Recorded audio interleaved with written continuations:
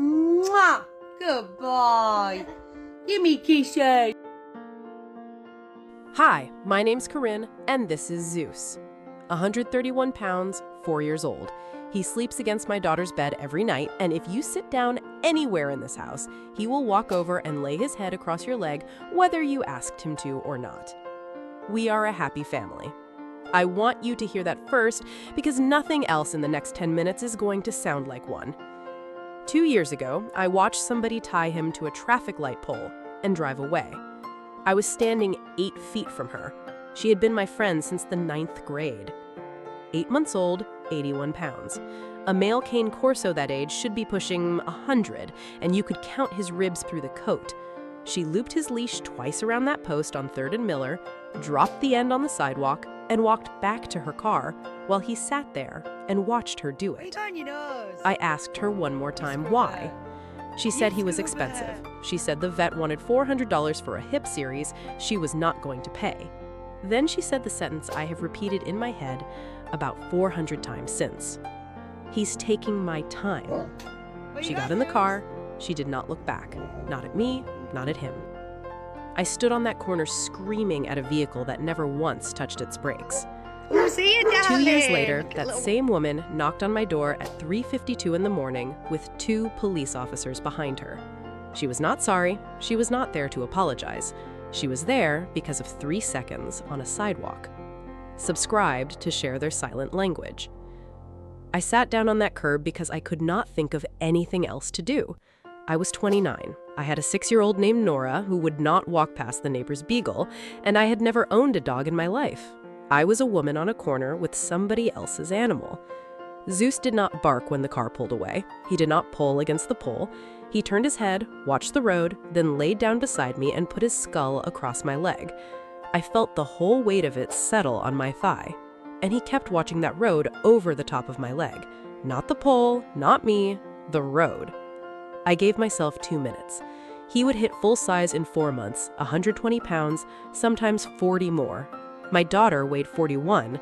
Everything reasonable in my head said stand up and drive home. Then Zeus lifted his head off my leg, looked down that road one more time, and put it back.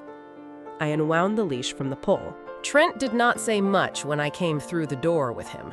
He crouched and held out the back of his hand, and Zeus pushed his forehead into his palm. Then Nora came around the corner. Zeus went down, all the way down, flat, chin on the floor before she took a second step.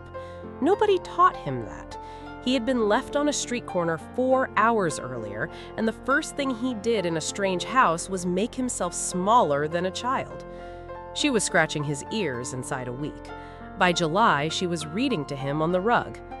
The dog Tessa left on that corner was not a good-looking animal.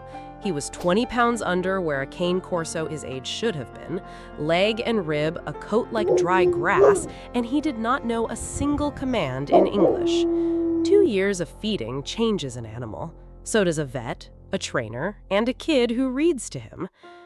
104 pounds at 1 year, 128 at 2. His coat came in black enough to look wet. His head filled out to the size of a cinder block, and that lopsided white star on his chest sat on all that muscle like somebody had signed him. And the quieter he got, the more people had to say about him. My mother-in-law asked, in front of Nora, what happens when he decides? A woman at the park pulled her son off the slide.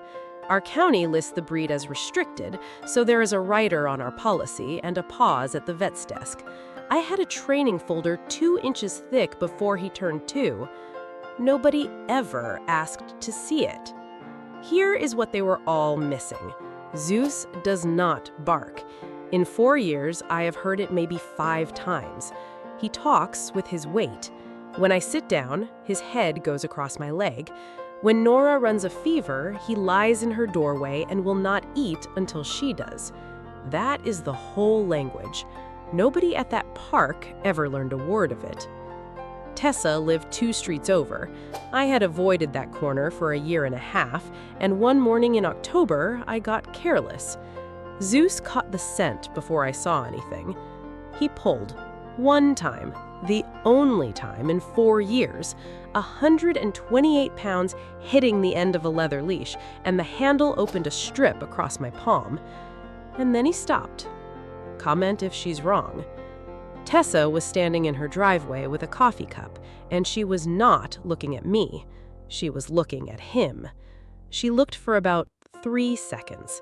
Then she turned around and went inside. I did not understand what had just happened. I thought she was ashamed. Zeus did not lunge. He did not growl. He sat down on that sidewalk, tucked both front paws under his chest, and stared at the door until I said his name twice. My hand was bleeding, and he would not look away from that door. 6 weeks later, the messages started.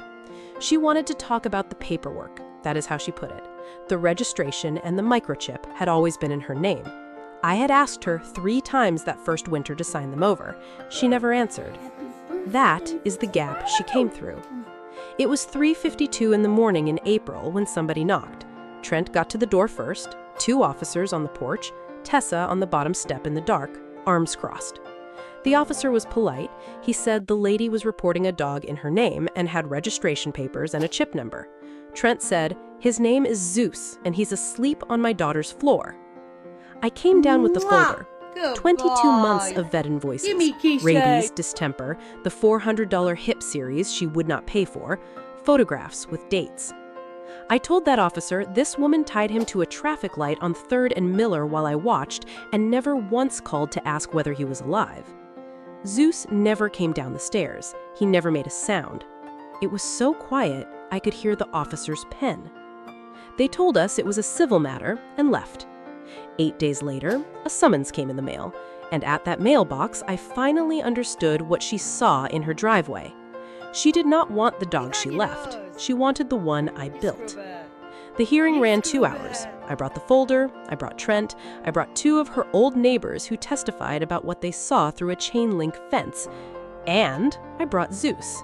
He walked into that courtroom on a slack leash past 11 strangers and lay down beside my chair. Then he slid his head forward and laid it across my leg, exactly the way he had on that curb, and did not move it for 2 hours. I watched the judge look at that twice. She ruled for us and ordered the chip transferred. She fined Tessa for abandoning a restricted breed inside county limits, and the number was large enough that the room made a noise. Animal control seized the 2 dogs still at her house, both underweight, both placed now. Zeus is 4. Nora is 8 and still reads to him on the same rug. And he still watches doors that people walk out of. So tell me what you actually saw on that corner. Was Zeus waiting for the woman who left him or for whoever sat down next to him? Tell me which one you believe.